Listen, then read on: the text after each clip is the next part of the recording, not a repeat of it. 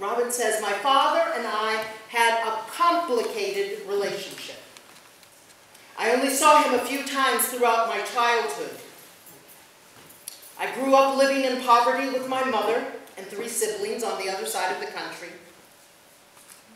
It felt as if he had failed me as a child, and our relationship would always suffer because of it.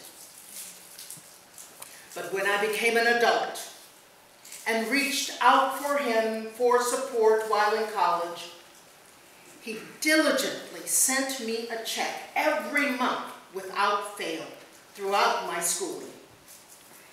I'll always be grateful to him for that financial assistance because it helped lift me out of the poverty from which I felt so stigmatized.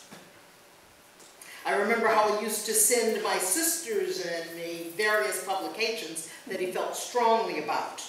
Mother Jones News, the Nutrition Action, and we threw them all into the trash because of our fundamentalist Christian beliefs. I would later come to love all those magazines.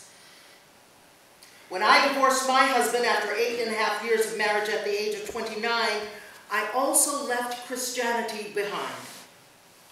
I later came to realize that I was gay and was subsequently disowned by my entire family except my dad.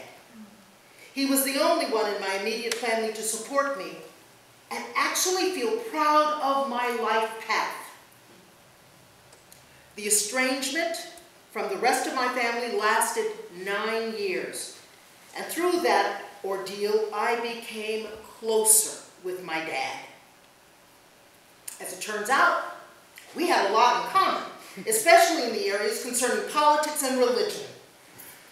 Religion tore my family apart from me and then caused an estrangement between my dad and my sisters.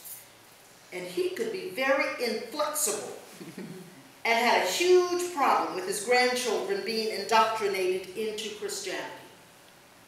He held firm to his beliefs, but so did they. And the rift became insurmountable between all of them. For the past 5 years, I've been designing rock and roll calendars for my place of business, and he loved to hand them out to everyone in town. How many of you have gotten one of those rock and roll? Yeah? Yep, okay, there are a few of you. And he would brag about his daughter. I had to make the stipulation that he keep one calendar hanging up because he would have given them all away. I mean, that's just the way he was. He was a generous man with causes that he believed in, and he was always trying to do what was right for the community. He loved Middletown and the people in it, and he had no problem with religion as long as they cared about the greater good of the community, because he truly did. Guess that's why he was a boarder of the Middletown community. No, that's not. It's funny because I love to read and write editorials, and my father was quite prolific at that also. He had letters from the president, the governor, attorney general, and various congressmen's offices.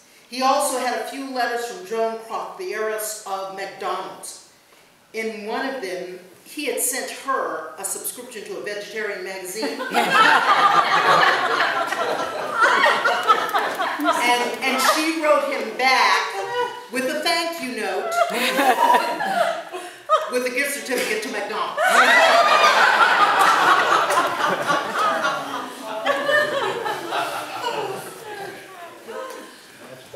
Bob spoke his mind, and I love that about him, because I value that quality in myself. I think that pretty much says it all about him. I mean, he really worked for a better world for all people, regardless of race, gender, nationality, sexual orientation. He felt that he could bring about change through the enlightenment of powerful people, and he never stopped trying.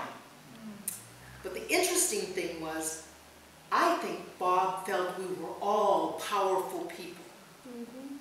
We were all powerful people. I've reflected on our relationship sudden death a few weeks ago, and I realized that had I not been his daughter with a lifetime of wounds, I probably would have gotten a big kick out of the eccentric old lefty. It was complicated, but I loved him, and I miss him now, and hopefully we will meet again. Indeed, beautiful. I said to Robin as I was asking her to write, she said, well, I don't know what I should say, because I have some feelings. I said, memorials are not a time to gloss over who a person is, but to show the growth of that person, and to know that we too can grow. We too can be inspired and carry on the spark of life, love, happiness, and determination that Bob had. Are there others who wish to share any thoughts or feelings? I know it's a little challenging sometimes to get up and say stuff, but if you have something. Karen, oh, and this is being filmed for his daughter. We're making a video, so if you'll stop it, David, just stop, because it's easy.